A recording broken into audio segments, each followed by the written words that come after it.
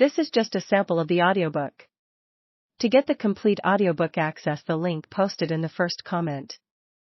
Changed until 1983, when the tariff system was introduced. The new rules allowed Home Secretaries to set the minimum terms that convicted killers would serve before being eligible for parole on life license. The arrival of the new system brought with it the whole life tariff, a sentence reserved for those who commit the most heinous of crimes.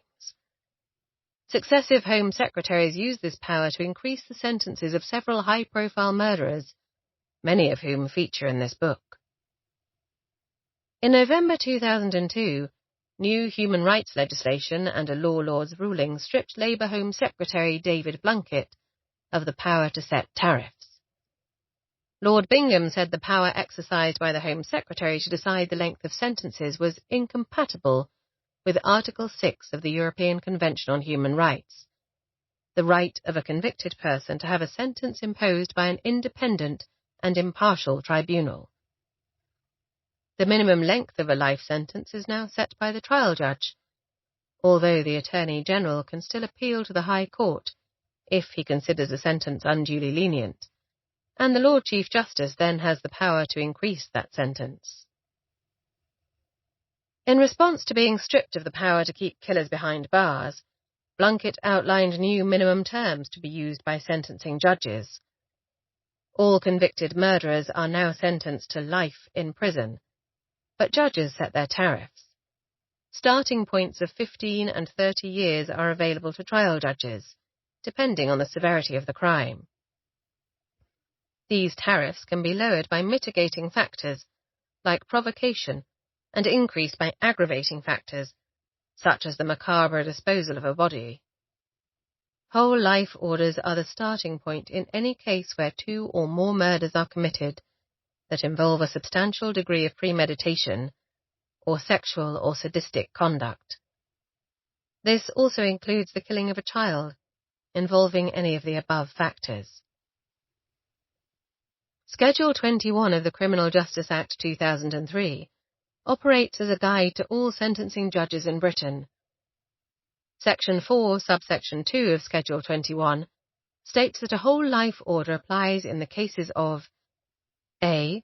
The murder of 2 or more persons, where each murder involves any of the following. 1. A substantial degree of premeditation or planning. 2. The abduction of the victim. Or 3. Sexual or sadistic conduct. B. The murder of a child if involving the abduction of the child or sexual or sadistic motivation. C. A murder done for the purpose of advancing a political, religious, or ideological cause. Or D. A murder by an offender previously convicted of murder. Schedule 21 also states that to qualify for a whole life tariff, the offender must have been aged 21 or over at the time of the offence.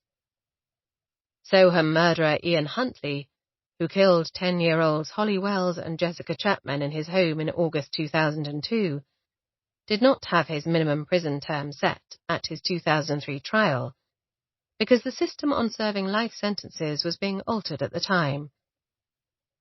Instead, sentencing was postponed until the 29th of September 2005, when the trial judge, Mr. Justice Moses, had to consider the new principles set out under the Criminal Justice Act. In deciding whether to issue Huntley with a whole life tariff, the judge had to consider the principles set out in Schedule 21. Explaining his decision not to issue such a sentence, Mr. Justice Moses said the Huntley case lacked a proven element of abduction, because the meeting between the girls and Huntley, while his then-girlfriend Maxine Carr was away, had been by chance. The judge explained, "It is likely that the defendant took advantage of the girls' acquaintance with Carr to entice them into the house, but that could not be proved." He added, "Their presence in the house thus remains unexplained.